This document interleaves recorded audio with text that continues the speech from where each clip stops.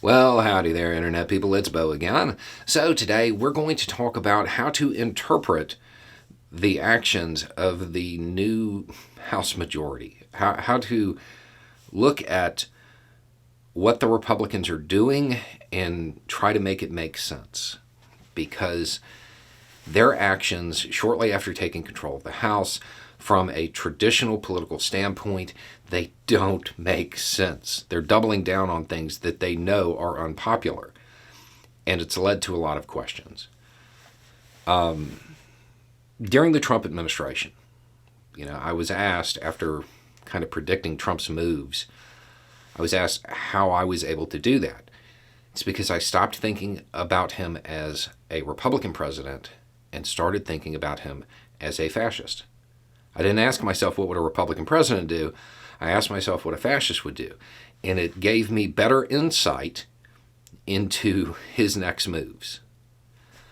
With this House majority, don't view them as normal members of the House of Representatives. View them as social media commentators. Edgy social media commentators.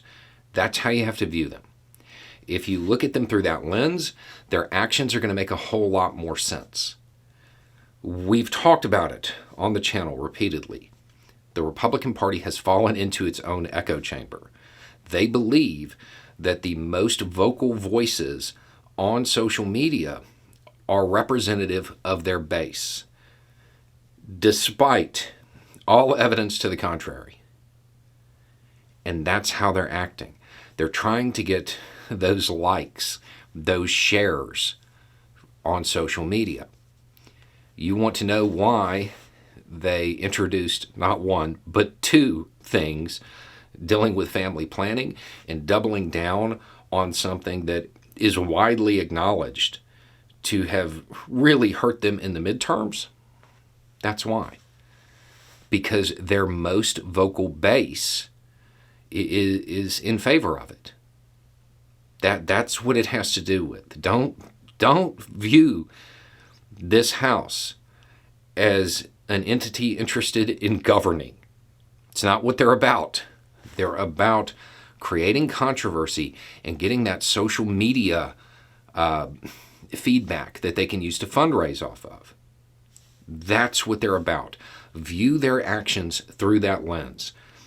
This isn't true of all Republicans in the House, but it is true of those that are going to be making the most waves, those that are going to be introducing legislation like this. You even have candidate or representatives that are on the Republican side of the aisle that are very, very, very much in favor of curtailing family planning to an extreme, basically throwing their hands up and being like, what are y'all doing?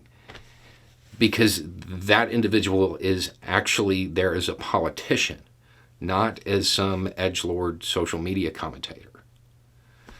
View them through that lens, and everything they do will make sense. The good news for the Democratic Party is that this House may be the most effective thing for them when it comes to building to 2024. As the Republican Party doubles down on policies that are unpopular and have already hurt them politically, Biden's poll numbers are going up. They're probably going to create a lot of false controversies. They're going to make stuff up and then propose solutions to it. And that will appeal to their base on social media. It's not going to help them with the independence they have to win. The Republican Party is definitely going to do themselves a giant disservice.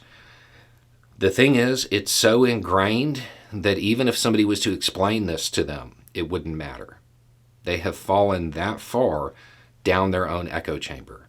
They truly believe the comments that they get on social media will lead them to electoral success, despite all evidence to the contrary. It only works for those people in deep, deep, deep red areas that don't need independence. The problem is those are going to be the candidates that act like edgy social media commentators. They're going to drag the rest of the Republican Party with them. So when you try to figure out what they're doing, don't look for some grand plan. It's not about that. It's about getting engagement on social media because they think that that's going to propel them to victory. Anyway, it's just a thought. Y'all have a good day.